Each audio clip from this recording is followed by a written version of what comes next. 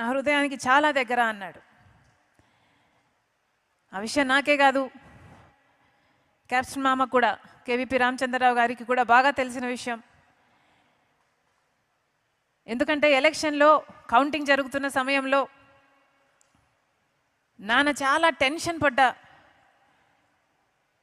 అంశం ఏది అంటే, ఎందుకు అంటే ఒకవేళ మనం మళ్ళీ అధికారంలోకి రాకలేకపోతే జలయజ్ఞం ఏమవుతుంది, అన్ని ప్రాజెక్టులు ఆగిపోతాయి, ఈ ప్రాజెక్టులలో పెట్టిన డబ్బంతా వృధా అయిపోతుంది, వచ్చే నాయకులు పట్టించుకోరు, జలయజ్ఞం పూర్తి కాదు, 1 కోటి ఎకరాలకు నీళ్ళు ఇవ్వలేమని చాలా టెన్షన్ పడ్డాడు.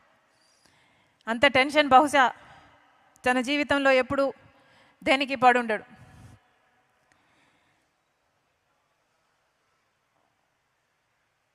అంతేకాదు,